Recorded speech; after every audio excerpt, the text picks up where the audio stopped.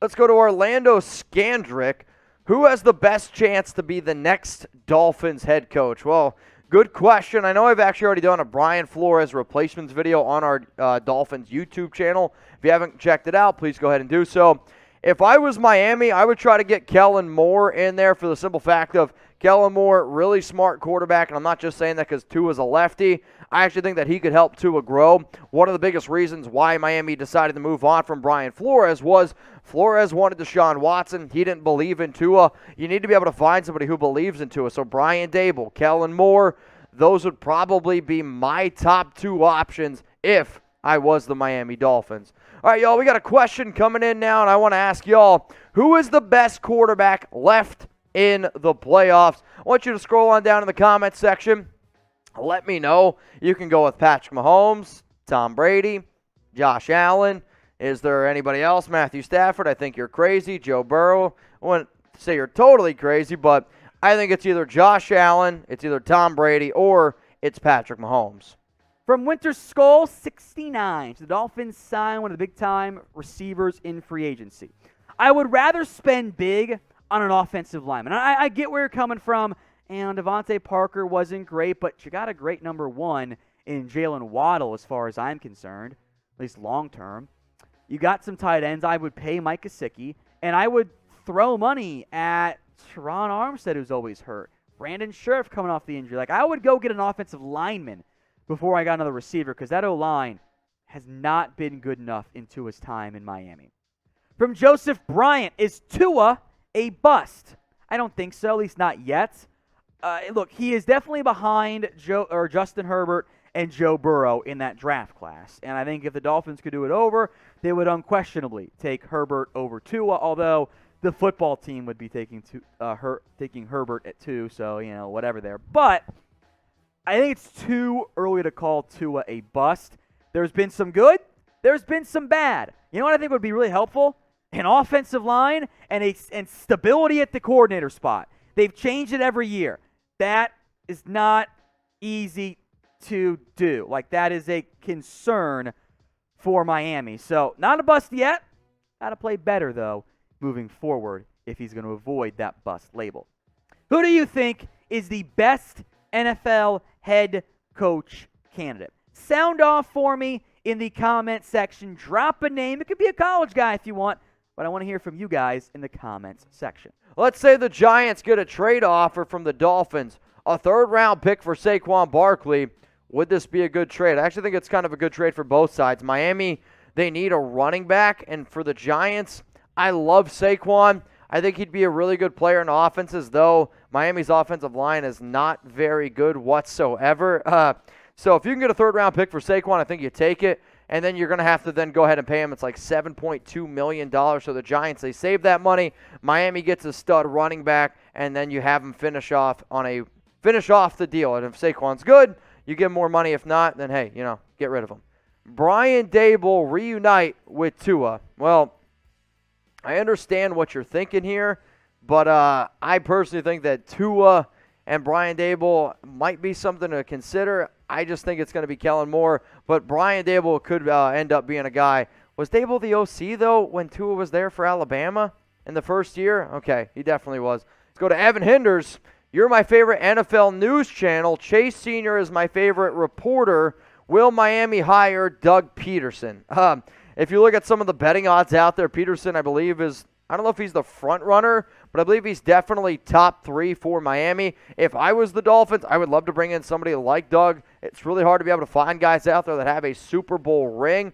Pederson's definitely one of those guys, and I really truly believe that he deserves to be a head coach in the National Football League. Let's go to B-Riz. Who do you think the Miami Dolphins get as their next head coach? Well, definitely somebody that believes in Tua, because Brian Flores was let go from everything that I hear because he didn't believe in Tua long term. So I'm thinking Kellen Moore, Brian Daboll, Doug Pederson, definitely some names to keep in mind. I don't know if Matt Eberflus is going to be somebody who could be a potential candidate, but you got to be able to find somebody who believes in Tua that can build around Tua Tagovailoa. And just some of the names that I mentioned there, I've even heard some people say Brian Daboll. Or not Brian Daboll. The offensive coordinator for Alabama was the old head coach, Bill O'Brien. Get it together, Mitch. So those are just some of the guys to at least keep in mind.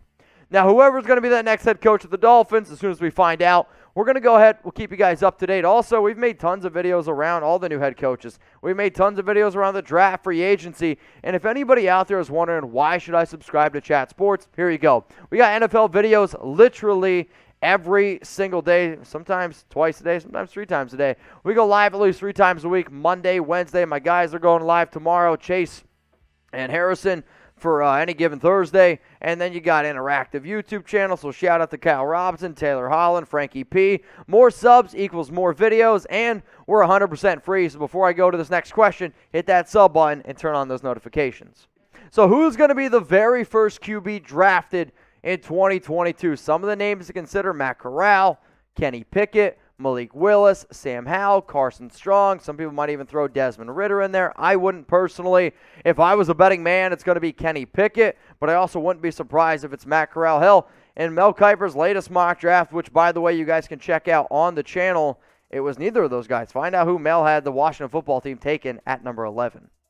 Coming in from the truth, none of the quarterbacks are first rounders in my opinion, but in my opinion, Pickett goes first. Lots of experience. I don't really 100% agree that none of them are first rounders. Kenny Pickett to me reminds me a lot of Justin Herbert, not in terms of talent, but in terms of Herbert had 4 years at Oregon, and when he came to play for the Chargers, he was kind of ready to go. Pickett got a lot better year after year after year, kind of similar to what Joe Burrow saw, where Pickett's not this super athletic guy. He just has unbelievable pocket awareness, and he's just a gamer. So I agree that I don't know if I would take any of these guys in the top 10, but I agree. Pickett's probably going to be the number 1 guy off the board. Now, if you guys want to bet on NFL draft props, there's going to be a ton of them. You can actually do them at chatsports.com/bet. Make sure you use promo code NFL Daily for 125% deposit bonus. Now, if you want to bet on any NFL playoff game, you can go ahead and do so. If you want to bet on some head coaching props, you can go ahead and do so. How do you do it? Chatsports.com/bet. Promo code NFL Daily for 125% deposit bonus. Now, I might just be saying this because I'm hungry. This deal is so good. Imagine a world where you get a pizza, they give you a free pizza, then you get 2 additional slices. Yeah, sounds pretty good to me. From Nuk'd House, what is a possible high-caliber player that could be moved on in a trade or being cut that nobody's talking about? It's a good question. I think there are lots of names. You guys can sign up in the comments. Here's one for you. How about Amari Cooper? Cooper's contract is set up to be moved or restructured this year. And I just wonder if Dallas is a bit upset with Cooper and the drops and the COVID stuff and overall being a bit inconsistent. I would not move on from him, but I think Dallas could. So I think Amari is a big name to monitor on that front. Let's go to Douglas Anderson. What are the chances that Mayock gets a job with ESPN or one of the major networks after failing as a GM with the Raiders? So I saw a rumor out there that like, oh, I can't believe a team would or a company would hire Mayock after he failed with the Raiders. I mean, there's people all over the place. Like, I don't know. There's NFL analysts everywhere who were terrible where they were before, and now they're trying to do it on television. I think Mayock does end up getting a gig. I don't know where it's going to be, but there's going to be somebody who hires him on name and merit alone. I mean, Mayock's not dumb. I think he knows what he's talking about. He also kind of got thrown in there with John Gruden. Now, we have a big-time game this week. You got the Titans up against the Bengals. It's the very first game on Saturday of all the divisional round games. Now, remember, if you want to bet on it, you can go to chatsports.com/bet. Promo code NFL Daily. So type TEN for the Titans or CIN for the Cincinnati Bengals. Let me know who you got.